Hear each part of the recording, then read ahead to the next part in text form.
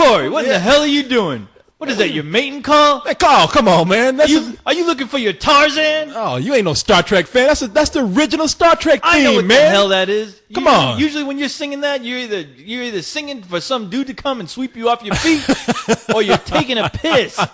That could be my main call because I am in love after seeing this movie, man. I have fallen in love with Star Trek all over again. I bet you did, you crazy son of a bitch. Well, come on, man. You got to admit. Now, Wrath of Khan has set the bar for Star Trek movies. Okay. And while there's some Star Trek movies that have come out that have been good, none of them been able to reach that. Well, in my opinion, you're wrong about that at least. No, once Wrath of Khan came out, that bar was set, and none of those films, at least in my opinion, ever succeeded in crossing that bar.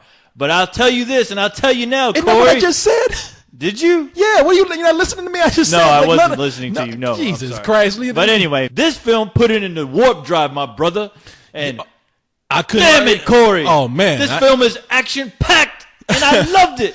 So, now we're letting you talk about this because you were there with us. I was with you, and I was, bitches. yeah, I know, and I said, you know what, we all got to do a review. Yeah, and what happened? You guys treated me like one of those red shirt crew members. You sons of bitches. You should feel special because, see, look, we're giving you the spotlight right here to say what you want to say about this movie. Because I tell you something, I was like, for one thing, I love this movie, and I said, you know, that little son of a bitch co-host. I want to get his opinion because if he doesn't like this movie, I'm unplugging him forever. What are you gonna do? You ain't gonna do nothing. You're just gonna sit there and record this. That's all you're gonna do. No, I have to tell you though, man, this is the first movie after The Dark Knight that really it delivered on every single promise. Oh yeah. And me not being a Star Trek fan, really, I mean, wow, this movie, watching this film, made me want to go and rewatch all the original series all over again. Yes. I mean, it really.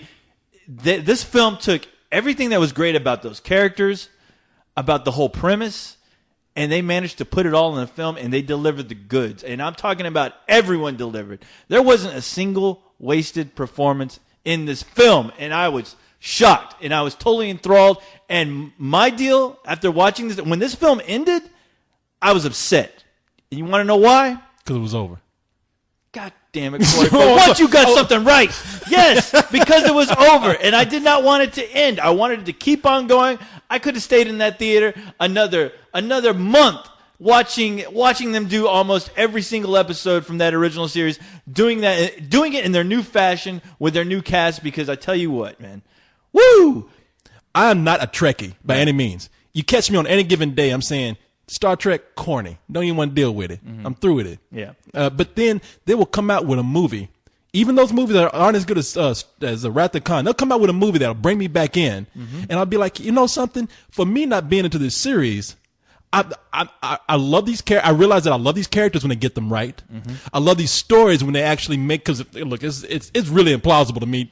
I never bought that every alien in the Star Trek galaxy look like a human with a funny shaped head, like they got bad acne or something. You know, and every alien speaks English. Yeah, that was just not real to me, so it was hard for me to get into it. But if they write a good story for it, I'm into it. Oh yeah, I buy it with no questions asked, and that's what they did with this. Now, the story that we have in this particular movie is that we have a Romulan. Named, what was his name? Nero? Nero, yes. Nero, played by Eric Bana. Eric Bana, the Incredible Hulk. Yeah, the guy who played the Incredible Hulk. He was one of those gay shirtless guys. Chopper. In Troy. He played in Chopper, yes. He plays a Romulan here. A really pissed off Romulan, because what happened is, years ago, he was in a mining ship, and his planet was threatened to be destroyed by a supernova. So they put out a call for help to the Vulcans. And who goes out? Of course, the ultimate Vulcan. The only Vulcan. Yeah, the only Vulcan. Yeah, the only one you care about. Out of 1 billion people, they keep calling Spock. Spock. Yeah. He's the man. Yeah. So Spock goes out he's like, look, I'm busy with 1 billion other things, because apparently I'm the one Vulcan people call. So I go I'm the most popular one. You've seen all my films. So he goes out in the ship, and it's the original Vulcan, Leonard Nimoy. It is Leonard, yeah, the original Spock. He goes out in the ship to help this planet. Now, because of some freak accident, the Nova explodes, causes a black hole, and destroys the Romulan planet. Spock gets sucked into the black hole, but who got sucked into there first? The Romulan mining ship. They're waiting there 25 years for Spock to come through. And not only going to take this shit out on him, but we're destroying all Federation planets. All you motherfuckers going to feel my wrath. Everything is going to die, yes. And, of course, once that happens, the timeline gets... It's changed because it gets totally screwed up. Yeah, you got these people who have entered a new timeline. And as I said in the other review, I even think this is like a parallel universe. So no, it is. Yeah, it is. So they've disrupted the timeline of a parallel universe with the same people who look a little slightly different than the original cast of the original Star Trek. So what they've managed to do here is cleverly create a reboot of this series for a younger audience while keeping within the same universe of the original Star Trek, which I think is a great idea. It is, and it's even better when the actors can nail it. I mean, Jesus Christ. Obviously, the guy everyone knows. I mean, you look at the pictures of the guy. It's Spock. The new guy playing Spock. His name is Zachary Quinto. Yeah, the guy from Heroes. He fucking nailed it. I mean, this guy. He's a uncanny, just spitting image of Leonard Nimoy. And not only that, and he's young Spock. Yeah, he may lack Leonard Nimoy's great voice, but he captures every bit of essence that the whole reason why you enjoy the Spock character, he captures that. Yeah, Spock comes off as a little more cocky in this, but I enjoyed that variation on him. Who are you? I'm with him. He's with me. We are traveling at warp speed. How did you manage to beam aboard this ship? You're the genius. You figure it out. As acting captain of this vessel, I order you to answer the question. Well, I'm not telling, acting captain.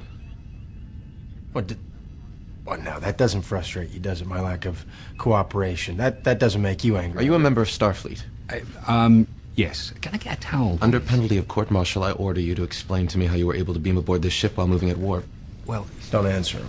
You will answer me. What they do is they introduce some of these characters where, in the original, they were supporting cast, right? And they had them minimal tasks that they did on the ship and whatever. Every now and then they'd be in an episode, they did something cool, but that's about it. Right. Now in this one, they've managed to bring these characters that you're familiar with back again and make them real characters. Give them something to do. Yeah. One of the people who was a character that nobody really knew about, but is a badass in this movie is Sulu, John Cho from Harold and Kumar. Harold and Kumar. Yeah, John Cho. Harold is a badass, man. Yes, he is. You had an episode of the original Star Trek where you told me about them. The Naked Truth. Yeah, you get to see Sulu doing like little. What was he like? He did fencing. He was a fencer. Well, in this one, he is a badass swordsman. He ain't doing like little sissy fencing. He's just slicing up Romulans. But he does in the movie. He does say, "Hey, I fence." So, that's what he said. I don't really fight, but I fence. You give me a butter knife, I'll chop somebody's ass and up. That's the other thing. Bones McCoy, which I have to say, Carl Urban. Wow, that guy impressed the hell out of me. And if you don't know who that guy is, he's the crazy guy who's always yelling in those Lord of the Ring films. I can't remember his character's name, but he was in that film. He was also in another film called Pathfinder. Carl Urban is a guy that you've seen, but he's never been a major star. He's always been in some kind of science fiction fantasy film. He was the head guy in Doom, the good guy in Doom. He fought The Rock, who was a bad guy. Now he was a Viking in Pathfinder. He was in Lord of the Rings, but nobody knows who. Nobody knows because you know what? He was just kind of there. But you know what? Care. But in this film, you will know him. You will know him, and I think from now on, he will always always be Bones. Yeah, he's wow. DeForest Kelly played Bones McCoy. Carl Urban embodies that actor so that they put just a little shaggy wig on the guy, and he is DeForest Kelly as Bones McCoy, and he's great. Every moment he's on the screen, he chooses up. I mean, he literally choose it up. Oh yeah, rounding out that cast. I mean, you have what's that chick's name? Zoe Saldana as Uhuru. Somebody else. You're talking. Wait. Hold on. You're talking about only the hottest black chick in the universe from here on out. in the galaxy. I'm sorry, but from now on, for black people, you have met. Watching this film, you will meet your new black queen. All right, I still think she's Puerto Rican, but I don't know about. I have to look and see. Don't discriminate, Corey. But she's she she's is a fucking Uhuru. beautiful. She's beautiful, and she's a great actress. And the original Uhuru was she was there for looks. She did some in the background, but all you looking for is like, people back there like, who's that black chick in the miniskirt? Right. That's what they're looking for. Right. In this movie, she has something to do. She does. Yeah.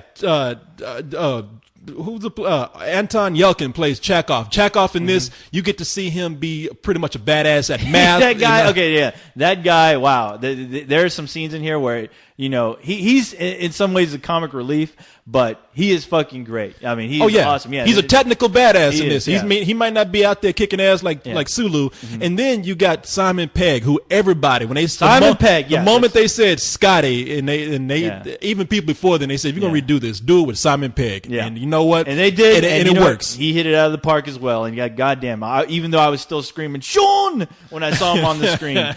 But okay, and of course, the only cast member I was really concerned about was the guy who was going to play the head badass, which is James T. Kirk.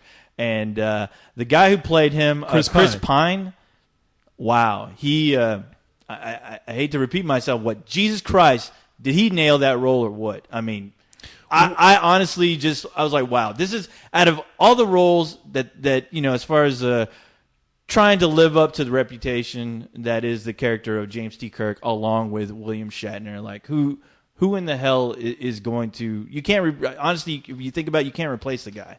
But I tell you what, they found somebody who did a pretty damn good job of filling in that guy's shoes. And this guy Chris Pine, I didn't think much of him, and after watching the film, he was the captain of the Enterprise at the end of the film for me. Here's the deal with Chris Pine for me in the movie. Chris Pine is a guy who they brought in. He was somebody else through the whole movie, and he had to grow into being Captain Kirk. Right. And the William Shatner, James T. Kirk we remember. Yes, I know people think he's cheesy, but hey, that's who he's supposed to be. And that's Enterprise. And by the end of the movie, look, we know that this guy's not going to die or anything. So I'm not ruining anything. So throughout the whole movie, he's this guy who's rebellious. He's fighting authority. Or he's going out and he's the renegade. But at the end of that movie, when he finally learns and comes into responsibility, he becomes Captain Kirk. He does, and I was really happy, and that's the great thing about this film.